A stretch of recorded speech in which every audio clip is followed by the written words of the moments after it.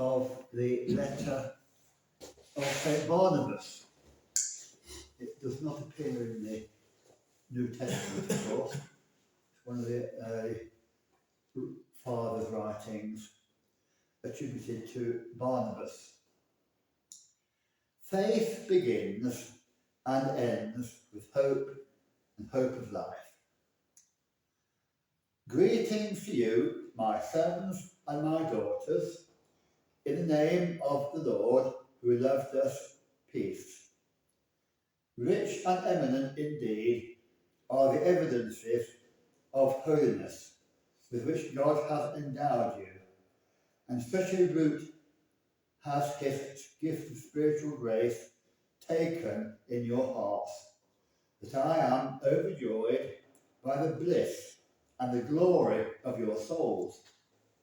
It deepens the happiness of my own hopes of salvation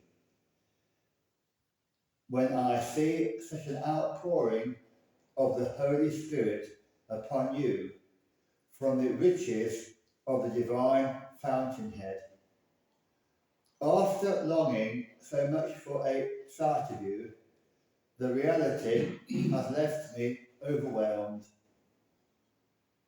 One thing at least I know, and am deeply conscious of in my own mind, since I last spoke to you, there is a great deal that I have come to understand.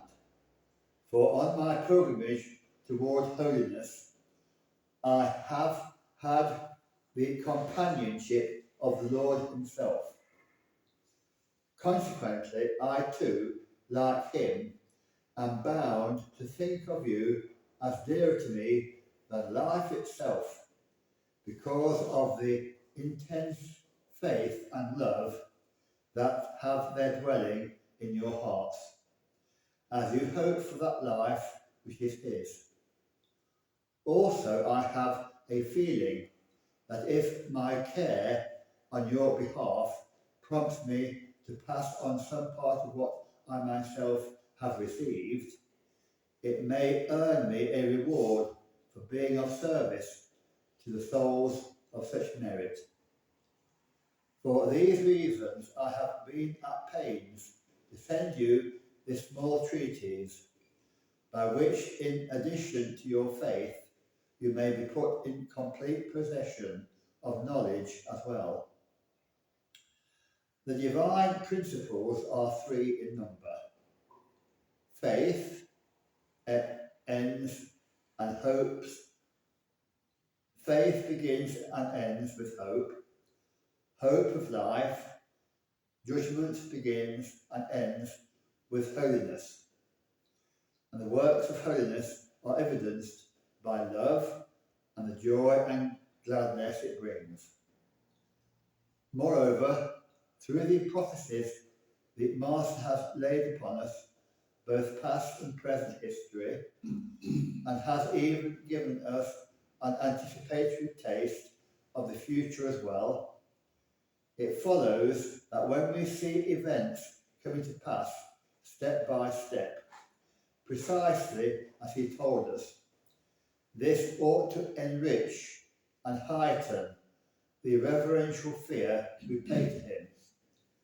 So what I propose to do, not as a teacher, but as one of yourselves, is to put a few thoughts before you that should bring comfort to your hearts in the situation we are now facing. For these are evil days, with the worker of evil himself in the ascent. And this means that we must apply ourselves to a careful study of the divine ordinances, having patience and the fear of God to reinforce our faith and resignation and self-discipline for our lives. Provided we keep to faith and hold on to these in a spirit of holiness in all matters that have to do with the Lord, then wisdom, intelligence, understanding, and enlightenment will gladly come to keep them company. Now, what the Lord has made abundantly clear to us by the mouths of all his prophets is that sacrifices, burnt offerings, and oblations are things of which he has not the smallest need. His own words were, "What do I care about all those sacrifices of yours, says the Lord? I am satiated with burnt offerings.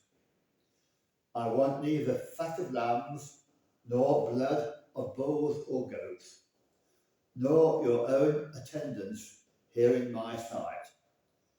Never again are you to come trampling my corpse.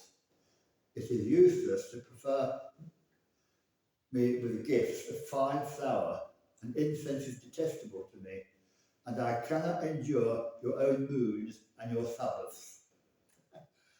Yeah, he was quoting the Old Testament prophet, of course. Yeah. Good. So he